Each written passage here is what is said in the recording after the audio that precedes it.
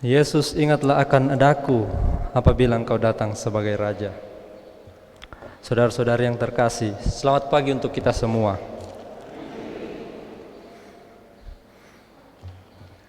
Silakan Anda batuk-batuk, yang penting jangan sampai muncrat ke orang. Hari ini kita merayakan Hari Raya Tuhan kita Yesus Kristus, Raja Semesta Alam. Renungan kali ini agak spesial, maka dari itu akan cukup panjang. Maka kencangkan sabuk pengaman Anda, jangan sampai tertidur. Kalau ada yang saya lihat tidur, saya pakai caranya dosenku. Silakan keluar pergi cuci muka. Sekarang saya mulai paham kenapa dosenku itu seperti itu. Dulu dia sering berkata, terserah kau mau yang penting kau hadir di kelas, terserah kau mau lambat atau tidak, yang penting kau hadir. Urusan nilai itu urusan belakang. Yang penting kamu jangan tidur di dalam kelas. Kenapa? Karena kamu tidur, kalau kamu tidur kamu tidak dapat apa-apa. Entah besok kamu jadi pastor atau hanya jadi seorang awam, jadi suster atau hanya jadi seorang awam, orang akan mempertanyakan itu, kemampuan teologimu. Lalu kalau kamu tidak bisa menjawab, runtuhlah semua itu. Sama betul juga maka itu dosenku itu, biar kita hanya menganga-nganga saja di dalam, yang penting hadir dan tidak tidur. Nilainya itu sudah pasti B, tidak akan turun. Maka saya katakan kepada Anda, jangan tidur. Pertama ini soal, tentu saja kalau Anda tidur Anda tidak dapat apa-apa.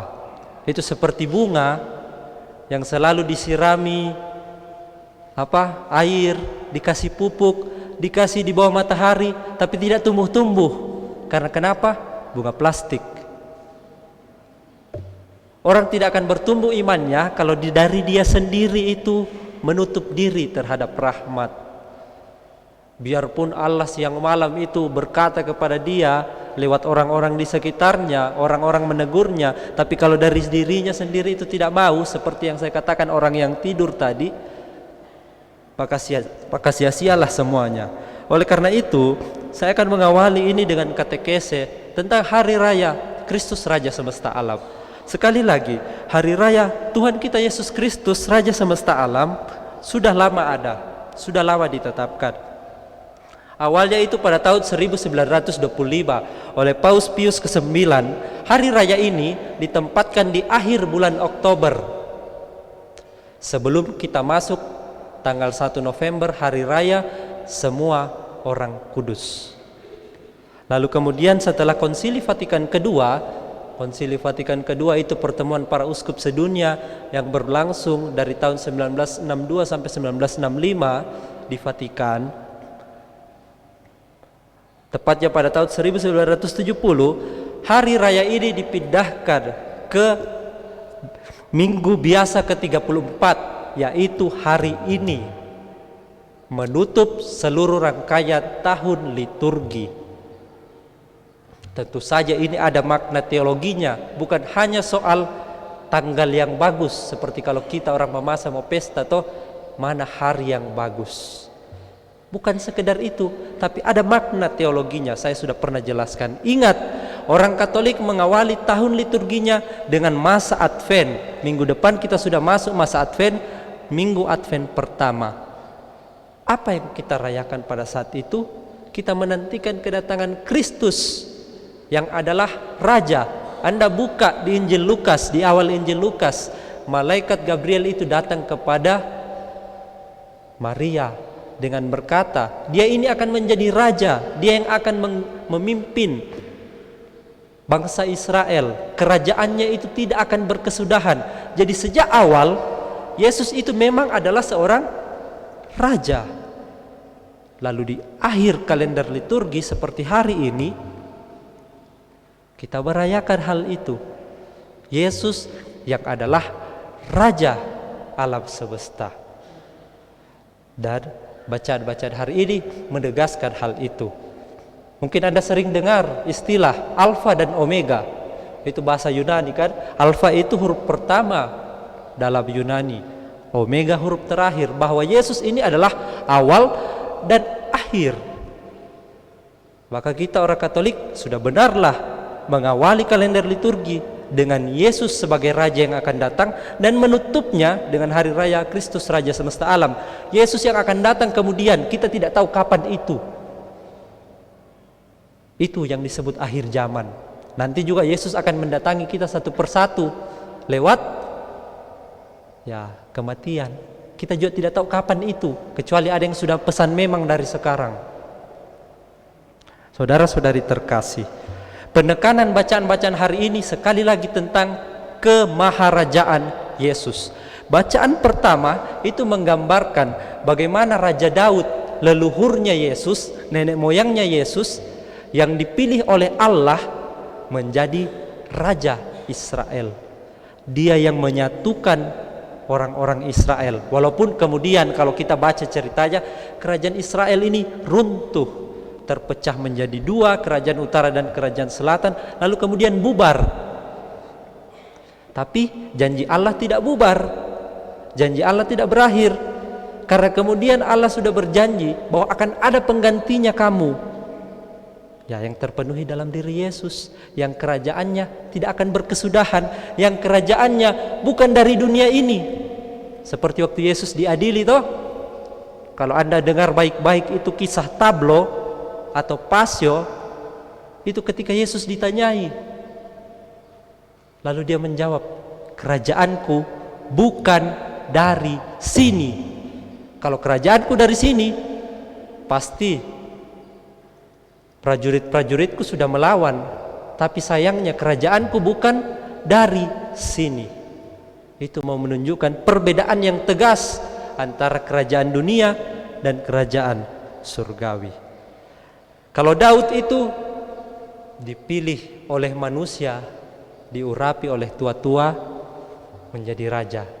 Bedanya dengan Yesus, Yesus tidak diurapi seperti Daud dengan minyak, tapi dari Allah sendiri, dari kodratnya sendiri, dia adalah raja. Sementara di bacaan kedua kita dengarkan, Rasul Paulus itu menegaskan, betul, Yesus itu raja. Dia berbeda dengan manusia-manusia lain, bahkan raja-raja yang berkuasa pada saat itu, para kaisar. Karena kenapa? Satu, kalau orang mau lihat Allah, lihatlah Yesus. Dialah gambaran diri Allah. Paulus mengatakan seperti itu. Di dalam dirinya seluruh kepenuhan Allah ada. Maka tidak usah cari-cari lagi yang mana itu Tuhan. Rasul Paulus mengatakan dan menjamin hal itu. Kepenuhan Allah ada di dalam Yesus. Jadi kalau ada orang kemudian pada zaman ini mengaku-ngaku, saya kemarin dapat penglihatan bahwa masa ini beberapa waktu yang akan datang akan runtuh, seolah-olah dia datang sebagai nabi, atau bahkan kalau mengakui dirinya sebagai Mesias, maka jangan percaya. Karena Rasul Paulus sudah mengatakan di dalam diri Yesus kepenuhan Allah itu ada, tidak ada lagi kurangnya, tidak perlu lagi ditambah-tambahi. Di dalam diri Yesus kita menemukan bahwa Dialah yang menciptakan segala sesuatu. Segala sesuatu ada karena Dia dan untuk Dia.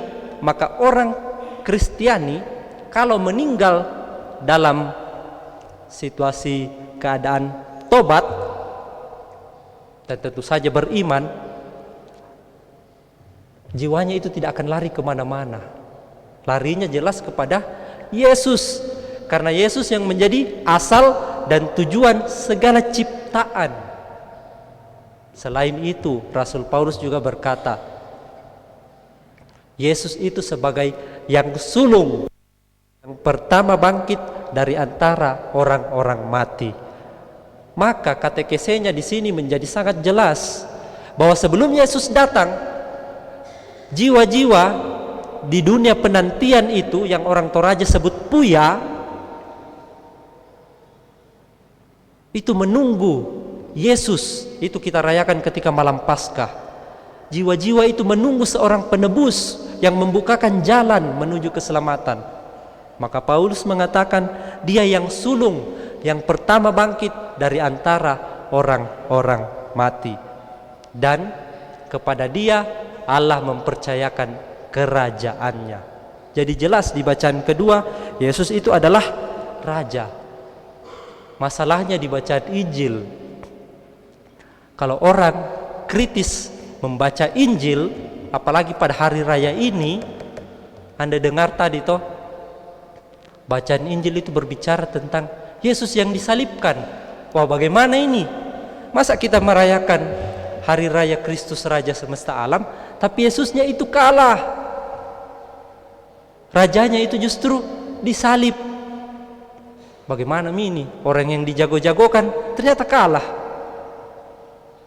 Ada apa sebenarnya? Mari kita lihat bersama. Saudara-saudara terkasih, hari ini gereja menawarkan kepada kita permenungan yang sangat mendalam tentang Yesus sebagai Raja yang tanda petik kalah. Tanda petik kalah. Raja yang kalah lewat cerita kisah sengsara. Kalau kita baca baik-baik ini urutan Injil, khususnya pada bacaan tadi, Injil Lukas bab 23 ayat 35 sampai 43, itu didahului dengan cerita Yesus itu dihadapkan kepada Pilatus dulu. Karena Pilatus kan perwakilan bangsa Romawi yang menjajah Israel. Dituduh dia bahwa dia ini mau bikin kudeta. Dia ini adalah raja, dia sudah hasut orang, saya ini raja. Tapi Pilatus tidak menemukan kesalahan di dia, lalu diopor, opor ke Herodes. Kenapa Herodes? Karena Herodes raja wilayah Galilea. Sana opor ke Herodes, saya tidak temukan kesalahan. Dioporlah ke Herodes. Herodes sudah lama menunggu Yesus, karena bagi Herodes Yesus itu seperti pesulap merah. Bisa bikin banyak hal yang menyilaukan mata. Ya sebenarnya itu mujizat, tapi bagi Herodes itu hanya pertunjukan. Maka dalam bacaan Injil itu dikatakan Herodes itu senang ketika Yesus datang, karena sudah lama tunggu-tunggu. Tapi dia menunggu Yesus bukan sebagai Tuhan, hanya sebagai penghibur. Tapi di Herodes juga tidak didapati kesalahannya Yesus. Maka disuruh kasih kembali lagi ke Pilatus. Di Pilatuslah didesak-desak sehingga kemudian Yesus dihukum mati.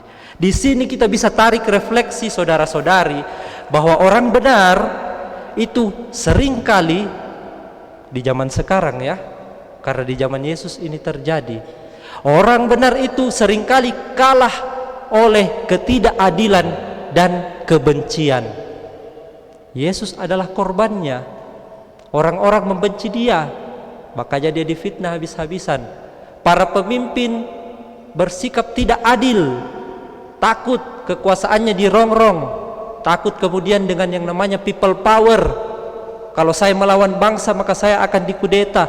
Lebih baik hukum saja ini Yesus, senangkan orang banyak. Itu yang terjadi pada Pilatus. Jadi orang benar seringkali dikalahkan oleh kebencian dan ketidakadilan. Itu yang terjadi pada Yesus. Lanjut, penyaliban. Ini seperti kita sedang misa ibadah Jumat Agung. Mengerikan.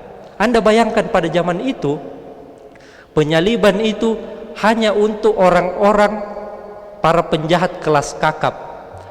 Dan orang Roma, walaupun itu warganya berbuat jahat sebesar apapun, mereka tidak akan pernah salibkan warganya. Itu hanya untuk kelas bawahan seperti orang-orang Yahudi. Maka Anda bayangkan, Yesus ini sangat dihina, sangat dipermalukan, sudah bukan seperti manusia lagi. Dan yang lebih mengerikan adalah penyaliban itu justru jadi tontonan orang banyak. Sebenarnya di ayat 35 ini ada kutipannya di situ, orang-orang banyak menyaksikan. Jadi seandainya di zaman sekarang Ada banyak bencana yang kita alami sekarang. Lalu kita menonton di situ. Ada yang sambil rekam-rekam. Itu mengerikan itu. Salah satu tafsir mengatakan, tafsir kitab suci mengatakan, itu kebejatan hati manusia. Bahwa ada penderitaan tetapi dia menonton. Menganggap itu seperti biasa-biasa saja. Bahkan yang lebih parah adalah seperti 3 kelompok orang tadi. Para prajurit,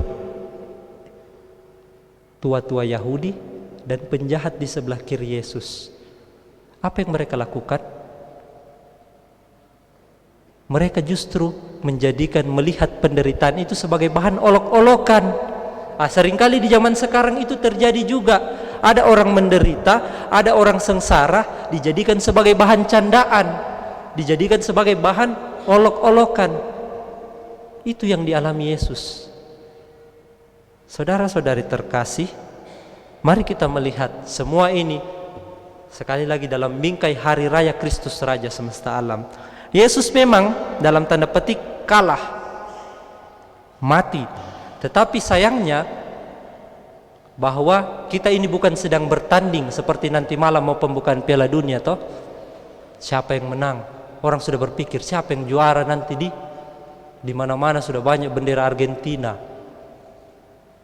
Sayangnya karya keselamatan Allah ini bukan pakai istilah atau terminologi menang dan kalah seperti pertandingan, bukan. Tetapi proses penyaliban itu, kisah penyaliban itu harus dilihat sebagai sebuah proses penebusan. Jadi bukan soal menang atau kalah. Kalaupun orang berkata Yesus itu kalah, Tuhanmu itu mati, lihat kok Tuhanmu digantung seperti pakaian yang dijemur, mati. Kalaupun ada orang berkata seperti itu, tunggu dulu. Bahwa Yesus kalah itu semua dalam rangkaian tindakan penebusan dosa. Bahwa kealahan Yesus bukan seperti raja-raja yang mau menunjukkan powernya zaman sekarang, pemimpin-pemimpin yang mau menunjukkan kedikdayaannya zaman sekarang. Justru kealahannya Yesus itu tampak dalam ketidakberdayaannya. Dia mau solider dengan manusia berdosa.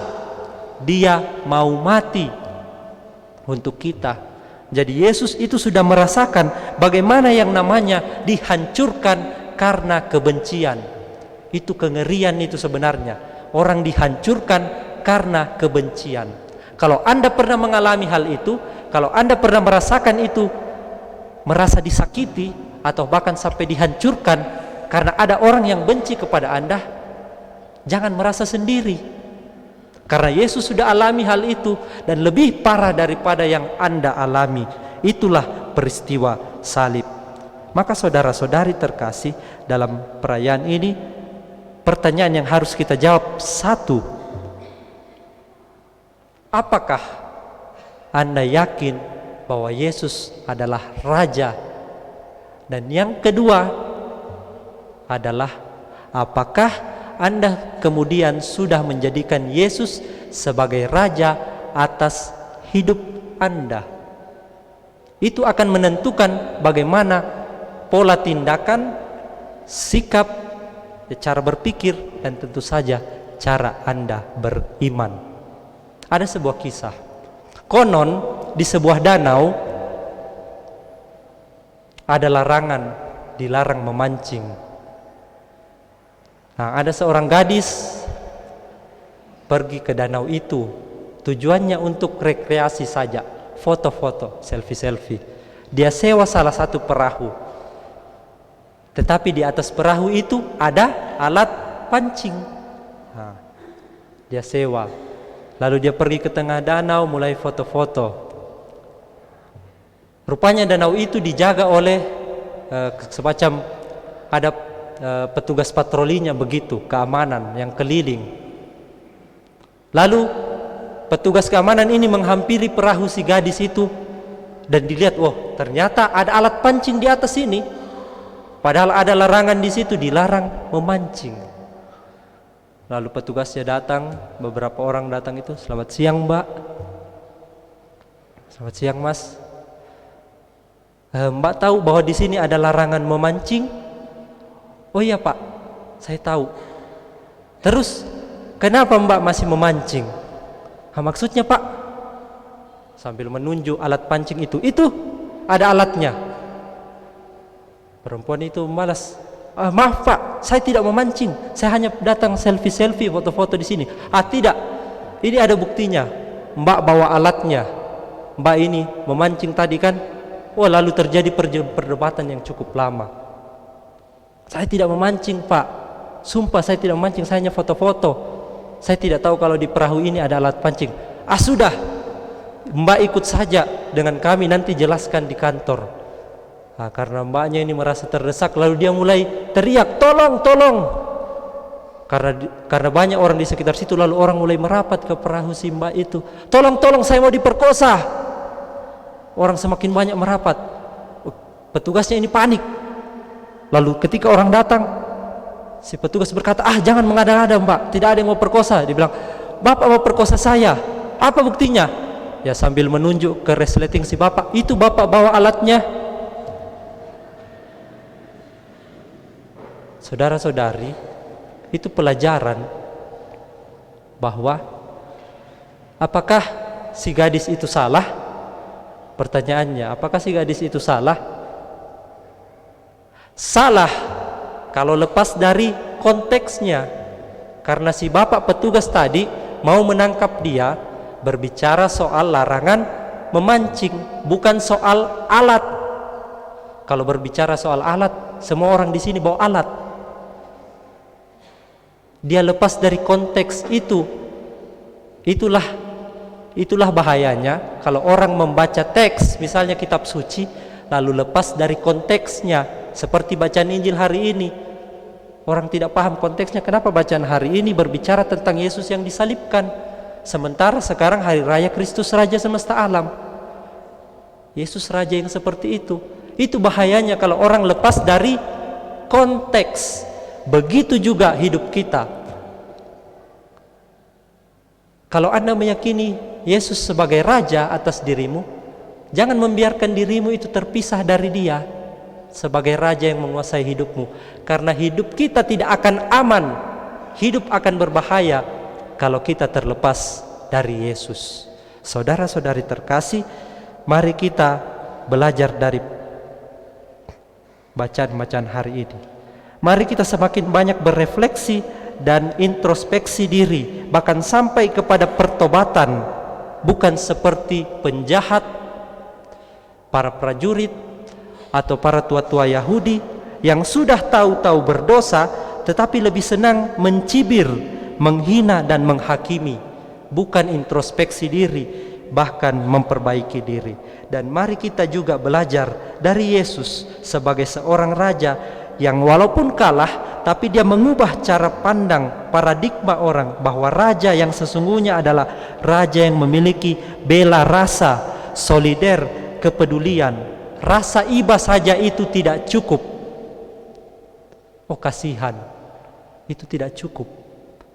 Tapi mesti menjadi sebuah tindakan nyata, seperti Yesus yang berkata, hari ini engkau akan bersama-sama dengan aku di dalam Firdaus. Kemuliaan kepada Bapa dan Putra dan Roh Kudus.